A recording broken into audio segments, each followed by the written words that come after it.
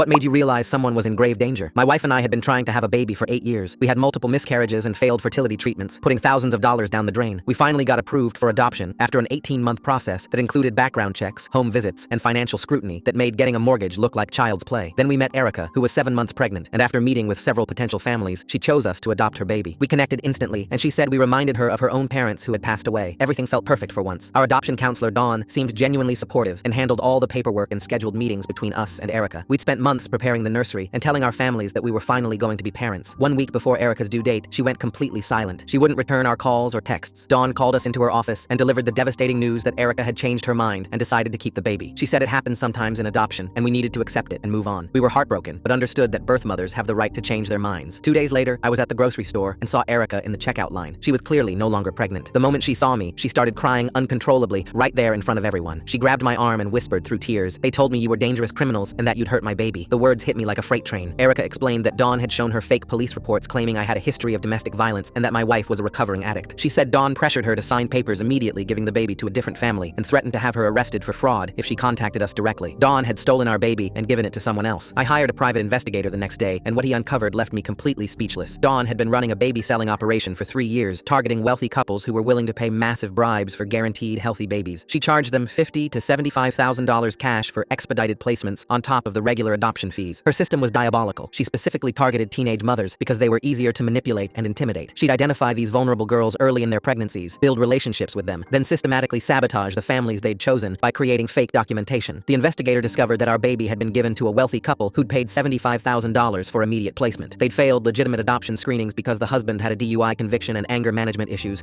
but Dawn overlooked it for the right price. The investigator posed as a wealthy client seeking to adopt and got Dawn to meet with him wearing a wire. During their recorded conversation, Dawn bragged about how easy it was to manipulate the system. "These desperate couples will pay anything for a baby, and these teenage girls don't know any better," she said, laughing. "I've redirected 23 babies in the past 3 years and made more money than I ever did following the rules. Why should I care about their feelings when I'm making everyone's dreams come true for the right price?" The recording also captured Dawn admitting she'd been pocketing money meant for birth mothers' medical expenses and falsifying their financial need assessments. She was stealing from everyone in the process. The investigator gathered evidence showing Dawn had stolen over $800,000 from families and birth mothers combined. We took everything to the FBI and state adoption oversight board simultaneously. Dawn was arrested at her office during business hours in front of all her colleagues and clients. When the FBI agents walked her out in handcuffs, she screamed at me, "Do you know how much money you just cost me?" She wasn't even pretending to feel remorse for the babies. During the raid, investigators found detailed records of her entire operation, including spreadsheets where she'd rated babies by appearance and health with price tags next to each one, like she was selling cars. The FBI investigation revealed that Dawn's supervisor had also been taking kickbacks to look the other way on falsified documents. Dawn was later sentenced to 12 years in federal prison for fraud, conspiracy, and child trafficking.